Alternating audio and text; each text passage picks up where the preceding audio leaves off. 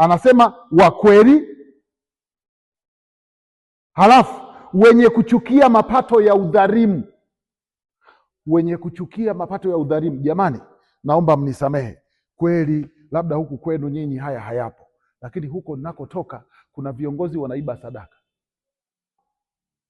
Nimeshawahi kuona mama amevaa, mnaita mitandio ile wa mama mnaweka mabegani hapa, amevaa kamtandio hapa, muda wa sadaka kale kamtandio ameenda kwenye kikapu, akafanya hivi, kamtandio kakafunika kikapu, badala ya kuweka sadaka akachukua kabisa. Muda wa kuhesabu sadaka, tena wamama ndo wanaiba kirahisi, anachukua tu mara moja anaweka hapa Airtel kabisa. Unaona mtu anagombania kuhesabu sadaka, kuna nini? Kumbe ndugu yangu, kuna hela zinapitiliza. Paroko mmoja tulienda kwa utume wa nyumba kwa nyumba, waumini wakalalamika kwamba sisi hatuamini sadaka zinazotajwa, tukiangalia tunavyotoa haturidhiki. Bahati mbaya paroko alikuwa amewaamini viongozi wa kamati tendaji ya ile parokia, kumbe wanapiga bwana. Sasa siku hiyo paroko kafanya ambush. Alivyomaliza tu misa kaenda sakristia, akarudi pale akawaambia, embu leo msihesabu sadaka, kuna kazi nataka niwape mnisaidie, hizi mtakuja kuhesabu Jumatatu. Viongozi wanajua kila Jumapili wanatoka na cha kwao, na hata kama madukani huko wanachukua vitu, wanajua Jumapili wanarudisha. Padri, wacha tuhesabu haraka haraka. Padri akasema leo ziacheni, watumishi bebeni, pelekeni kule ofisini kwangu. Watumishi wakabeba ofisini kwa paroko.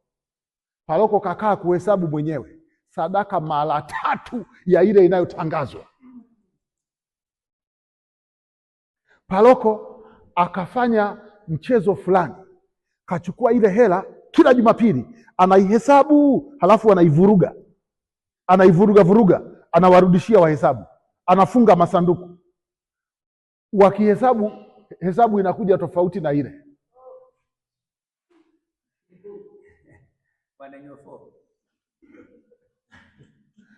Nyie viongozi, naomba niwaambie kitu kama hamjui.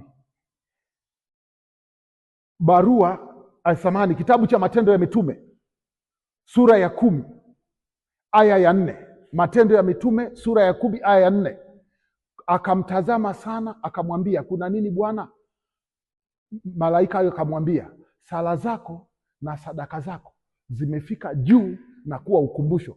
Malaika anamwambia Kornelio, sala zako na sadaka zako zimefika juu na kuwa ukumbusho. Kazi ya hizi sadaka tunazotoa Jumapili, kazi yake ni kumkumbusha Mungu juu ya matatizo yetu. Wakati napeleka pale nyumbani, kuna mtoto ana kifafa, nikasema, Mungu naomba umponye yule kifafa. Wewe mlei ukichukua hela ile ukala, unakula kifafa nilichoweka pale.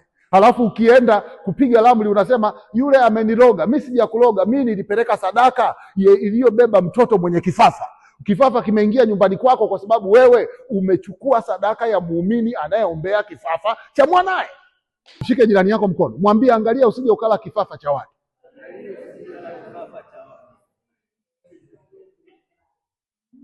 Halo? Unanielewa ninachosema? Matendo 10:4. Unaweza ukaanza aya ya kwanza mpaka ya 6 ukaelewa vizuri. Ndugu yangu, naomba unisikilize tena. Ninapeleka sadaka, watoto wangu pale nyumbani hawaoi, hawaolewi. Mimi napeleka sadaka kwa Mungu. Mungu, naomba usaidie watoto wangu, wamefungwa, sijui kuna shida gani, mabinti wanazalia hapo nyumbani. Wewe mlei, sisi padri, ile hela alitualika muda wa mageuzo, akasema, ndugu, salini ili sadaka yangu na yenu ikubaliwe na Mungu. Sisi wenyewe tumeitikia tukasema, Bwana, yani Mungu, apokee sadaka mikononi mwako. Tumekubali padri atumie ile hela, Mungu abariki kwa kupitia mikono ya padre. Apokee sadaka mikononi mwako kwa sifa na utukufu wa jina lake, kwa manufaa yetu haya maombi tuliyoyaleta na wengine tunaowaombea wakiwemo marehemu. Hasa mimi nimeleta kuombea marehemu wangu, wewe umenyofoa. Akifa marehemu kule nyumbani, mkapata marehemu kwa sadaka yangu, unasema nimekuloga. Muulize jirani yako, zinakutosha au umejiloga mwenyewe?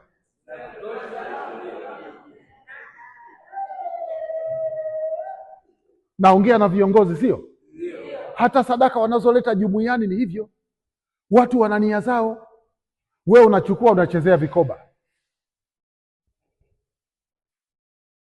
Hapo Mkristu shike moyo. Mbona mmepoa? Mmekula sadaka nini?